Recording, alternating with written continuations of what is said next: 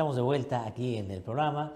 Saben ustedes, y esto es bueno recordarlo, aquí le damos un espacio para hablar de un proceso que se está produciendo. Al margen de si la intensidad es la que corresponde y la forma es la más adecuada, hay un proceso de integración con nuestros hermanos y hermanas venezolanos y venezolanas que por razones humanitarias tuvieron que venir al Perú.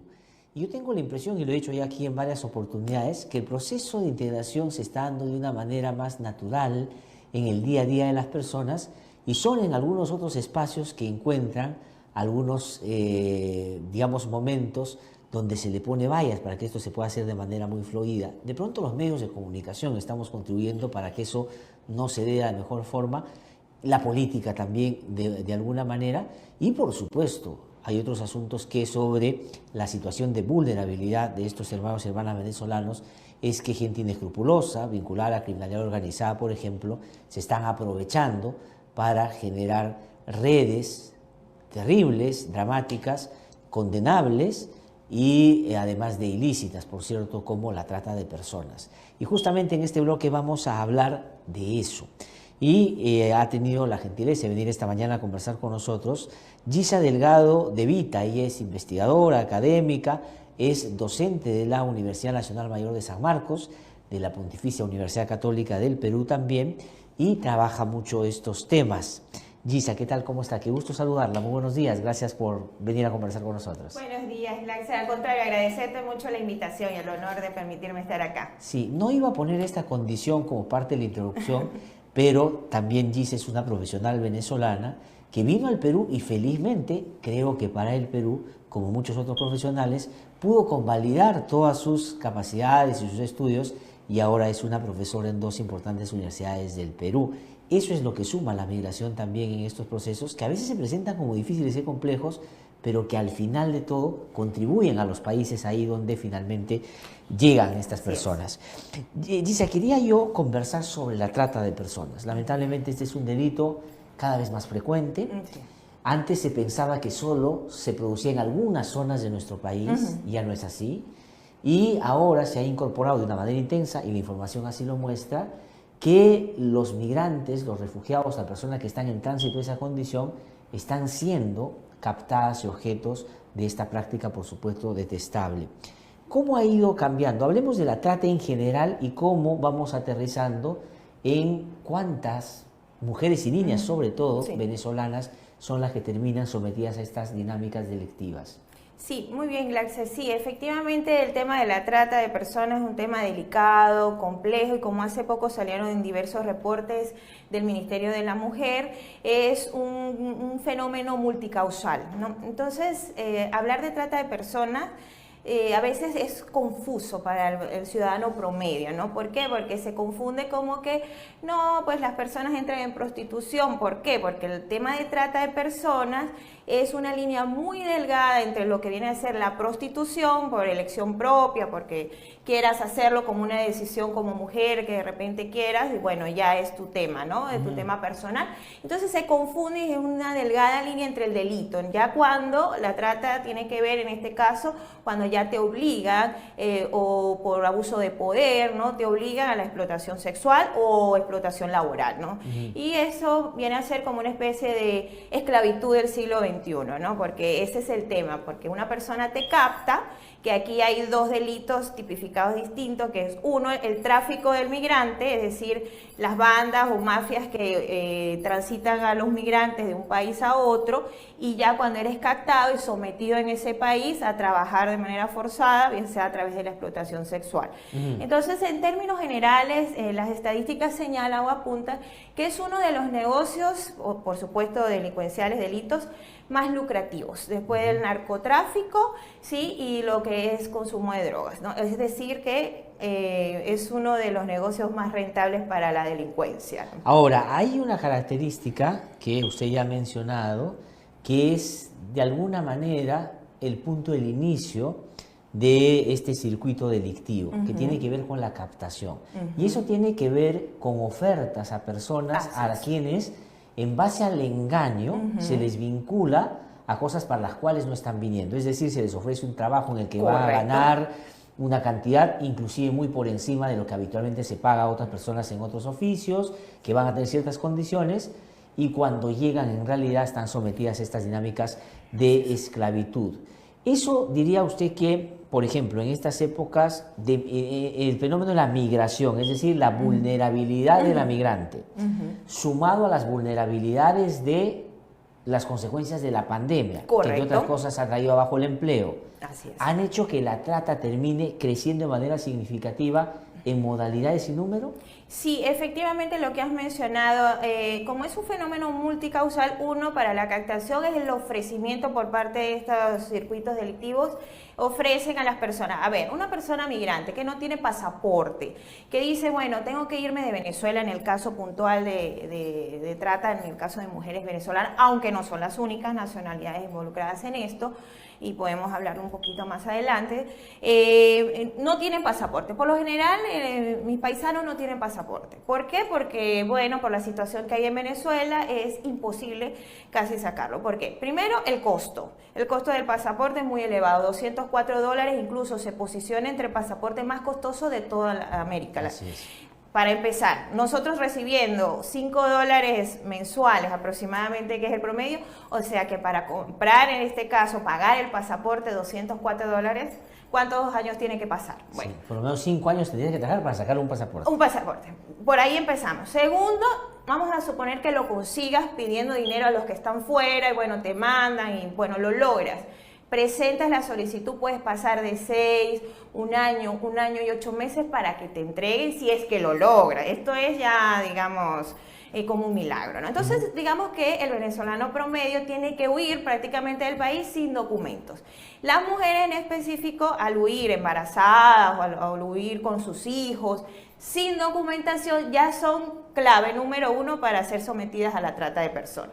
Si buscamos las estadísticas, las edades promedio son de 12 años, es que es un tema terrible, 12 años, 17 años y después lo que viene a ser 21 años a 29 años, esas son las edades promedio de las mujeres que son más vulnerables. Entonces, estas bandas, digamos, estas mafias ya saben que una mujer que está sin documento, quiere irse a Venezuela, ¿qué le ofrecen, no? Bueno, te vamos a llevar a tal país, en este caso si es para el Perú, te vamos a traer al Perú, nos pagas allá, cuando estés allá te vamos a ubicar en una casa de un hogar, como dicen acá, cama adentro, ahí vas a trabajar cama adentro, te ofrecen y entonces la mujer, digamos que accede por la misma necesidad. Claro. Cosa que confunde el ciudadano promedio a veces cuando me dicen, no, es que le gusta la vida fácil. Siempre asocian el tema de la explotación sexual a la vida fácil y no se sabe cómo puede haber mujeres que efectivamente les guste la actividad, no lo sé, pero hay muchas mujeres que están captadas en función de digamos, este modus operandi. Entonces, es muy delicado, ¿no? Imagínate. Y por supuesto, las estadísticas también señalan, por ejemplo, en el informe que hace un balance del 2017 al 2020, el informe del Ministerio de la Mujer, que hace un balance de la trata de personas, que ese es el número 1, ofertas laborales. Ajá. Esa es la causa número 1, digamos que la mujer se siente atraída para acceder a estos grupos. Sí, y hay otro elemento que no se le presta mucha atención, pero termina siendo central, son los medios donde se hace el ofrecimiento. Inclusive, ya nosotros que hemos abordado esta temática en otros momentos aquí en el programa a nivel interno, a veces los medios de comunicación son los que difunden esa oferta, es decir, se necesita señorita para trabajar en oficito, con sueldos que por supuesto son incontrastables con lo que se paga para otras cosas, y finalmente ellos dicen, yo solamente difundí un mensaje pagado, no tengo nada que ver con eso. Y es eso un asunto problema, ¿no es cierto? Lo que has dicho lo he vivido en carne propia, como dices. Ha sido mi vivencia. Recién llegué al país, ¿no? Cuando estás buscando trabajo, eres víctima, como no sabes la dinámica interna, digamos, instituciones creíbles, ¿no? Todavía no distingues eso cuando llegas, ¿no? Y mira, yo profesional y todo, claro, siempre muy alerta. Pero entonces postulaba para un trabajo porque en ese momento yo no tenía reconocimientos de mis estudios, ¿no? Y una cantidad de mentiras, o sea, te hacían ir al lugar, pero yo siempre trataba de tener precaución. y eran falsas todas esas ofertas laborales. Incluso te pedían dinero, no, pague 300 soles, y eso se lo hacen a las personas también de provincia, a las mujeres de provincia, también pague de 300 a 1000 soles, se le va a gestionar un trabajo. Es mentira y son mafias para esto. Lo viví en carne propia de ser víctima de mentiras, pero bueno, afortunadamente la precaución y el que yo sabía que era un grupo vulnerable para ser captada, yo dije, no, voy a tener mucha precaución con respecto a esto. Pero imagínate una mujer sin documento. Esto me pasa a mí. Yo entré al país con toda la documentación, con todo, digamos, por la puerta grande, como dice, con la ley, ¿no? Ahora una persona que no tiene documentación, que ingresó al país, está refugiada, está en una situación de mendicidad, y cae en esto, por favor, no tiene posibilidades de defenderse frente y al sabes que lo otro, que no tiene, a ver, ¿de dónde voy a denunciar? ¿Dónde voy? No hay esa facilidad. El Estado peruano tiene los canales, por supuesto que sí, pero una persona que recién llega al país o está en esa condición de vulnerabilidad no va a estar, ay, voy a llamar al 0800 a tal. No. O sea, te sientes vulnerable. Totalmente desprotegida. Ahora, vayamos usted mencionaba hace un rato que si bien es cierto, las mujeres y niñas son las más vulnerables y más afectadas de este grave problema, de este grave delito.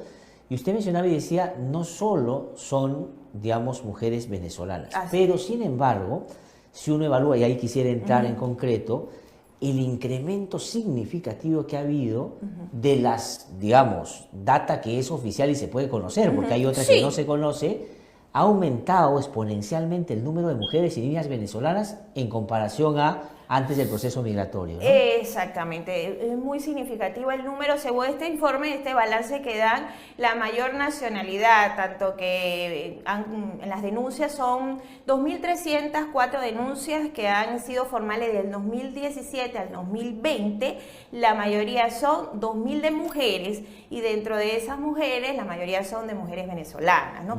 Entonces, en este caso, el nivel de aumento ha sido exponencial.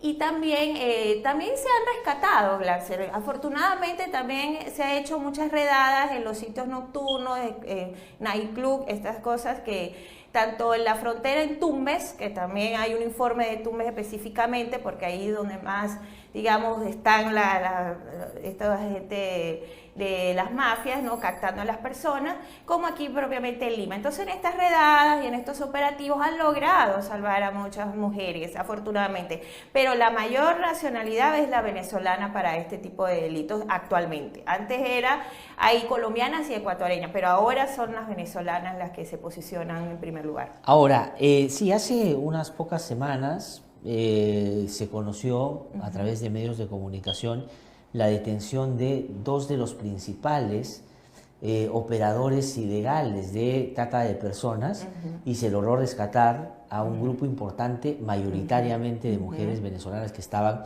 en esa condición. Usted ya mencionó hace un rato de que hay una respuesta en general en el Perú al problema de la trata, pero la pregunta es no en el ánimo quejumbroso y de crítica solamente, sino del ánimo propositivo. Claro. ¿Por dónde habría que seguir impulsando medidas para fortalecer esa respuesta? Es decir, ¿qué está funcionando bien más o menos y qué cosa en realidad debería verse desde otra perspectiva? Sí, muy bien. No negamos que el Estado peruano ha respondido, no negamos eso, pero falta más. El primer punto débil es el tema de la documentación. Mire, llegar al Perú sin un pasaporte o a cualquier país, no, sin una documentación te limita, porque entonces te proporcionan un tipo de documento, como fue en el caso del primer documento que entregaron, un permiso laboral que duraba 1 año y después el PTP. Fíjate que ese documento te permitía, entre comillas, trabajar, pero al final las empresas no lo aceptaban. Si abrías una cuenta planilla en el banco, eso no te daba historial crediticio. Ese documento realmente no servía para nada. No servía para nada. Entonces ahora hay una serie de cartas, de documentos que realmente no sirven para nada, porque si la persona no va a poder ingresar a un trabajo formal con ese documento, la estás dejando en una condición igual vulnerable, la estás dejando prácticamente en la calle. Entonces, una respuesta que debe haber es el tema de la la documentación. Eso es un punto muy importante para que tanto mujeres y niñas puedan estar protegidas. Lo otro sería que todas las organizaciones involucradas, incluso ONG y grupos que a veces humanitarios, tienen que proteger a estas mujeres, estar muy pendientes en estos grupos específicos, de 12 años a 29 años, ese es el segmento de la población de las mujeres y niñas que buscan. Entonces, estas organizaciones deben proporcionar a estas mujeres mecanismos de información, capacitación, es decir, posibles puntos de vulnerabilidad, cuando la llamen, qué tiene que hacer, qué no tiene que hacer, dónde denunciar. Todo esto se debe tomar en cuenta y por ahí ayudaría en sobremanera. Sí, y el otro asunto sobre el que quería preguntarle, usted lo acaba de mencionar, es, digamos, la sobrevivencia, porque no creo que se le pueda llamar de otra manera, en el marco de una creciente informalidad en nuestro país también. O sea, el Perú tiene una economía centralmente informal. Sí. Y entonces esa informalidad tiene sus propias particularidades y reglas. Y si la persona en ese marco tiene vulnerabilidades aparte de las que tiene que desenvuelven habitualmente ahí, entonces tiene un problema mayor.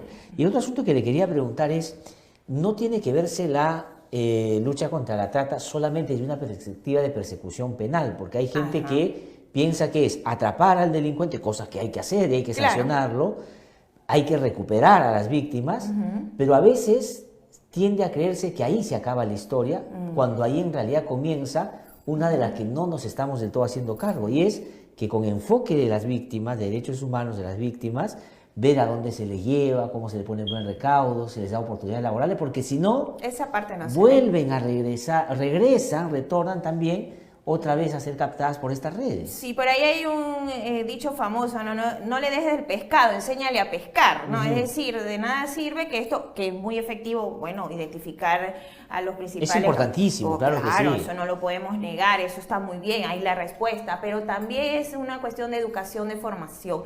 Esto debe ser en el ámbito educativo, incluso propuesta del currículo. ¿Qué sucede en el caso educativo? ¿Por dónde los países pueden implementar cambios? Siempre es por la educación. Por ahí, ¿no? Y a través de los medios de comunicación también un poco crear un protocolo de cómo se va a informar esto, ¿no? Pero en el caso de la educación tiene que ser integral también, porque esto es una situación que el ciudadano promedio debe tener conciencia, ¿no? Para evitar, para ayudar, sobre todo para auxiliar en un momento. Y lo otro que tampoco se muestra, la cara que se muestra, es qué hacen las mujeres cuando llegan aquí, o las personas migrantes, a dónde se dirigen, qué hacen. ¿Cómo le pudiésemos proporcionar información oportuna para que puedan acceder de repente a un trabajo o de repente a un propio emprendimiento? Mira, hay tantas posibilidades. Los países, distintos países tienen muchas formas de recibir al migrante, ¿no? Ahora, en el caso del Perú puntual, Perú era reconocido por salir, ¿no? Es decir, salían las personas a otros países, pero cuando ahora nuestra realidad es distinta, el Estado tiene que tener otro enfoque, ¿no? Y también el Ministerio de Educación, es decir, todo el sector que tiene que ver con figuras de poder, ¿no? Los aparatos de poder, tienen que tener otro enfoque porque ahora hay esta realidad y no la podemos negar ni tapar con un dedo. No, pero además hay que dimensionar bien esa realidad nueva, porque es una realidad que nos va a acompañar un tiempo largo. Es decir, hay que ver el proceso de la migración y trasladarnos a un escenario de integración. Así es. No digamos, a ver, llegaron, esto es un punto aparte, vamos a verlo como distinto, y cuando esto termine se resolverá. No, o sea, digamos, hay que procurar la integración. Si en el marco de la integración algunas personas en algún momento se van a otro país, regresan a su país, será producto de decisiones que van tomando en el marco de su propia evaluación. Pero el país de acogida tiene que hacer los esfuerzos porque ya se constituyen ciudadanos que viven en nuestro país, ¿no? Pero esta situación es muy delicada. Mira, hace poco publiqué un artículo sobre el tapón de Darién, que es otro drama humano que está asociado a la migración también. Y yo publiqué este artículo con la metáfora, la figura de una película, Los Juegos del Hambre, no sé si la has visto, sí, porque yo veo este tema de la migración como esa película, ¿no? Bueno, esa novela de Los Juegos del Hambre, una gente luchando para sobrevivir, para que un reality show, es decir, ¿qué pasó con esta gente? No, se regresó, se murió, o sea, una cosa así, ¿no? Entonces, fíjate que ahí en esta ruta de los migrantes, que también es antigua, lo habían usado los haitianos, los cubanos, ¿no? Ahora la decisión del presidente de hace 2 días que publicó es que solamente va a aceptar la migración que llegue por avión. Eso está excelente, no está mal. Yo estoy de acuerdo con una migración ordenada, pero a ver, vamos a estudiar los casos. No hay pasaporte, no hay dinero para volar en avión, solamente va a recibir a 24.000 como la misma medida que ha tomado con los ucranianos.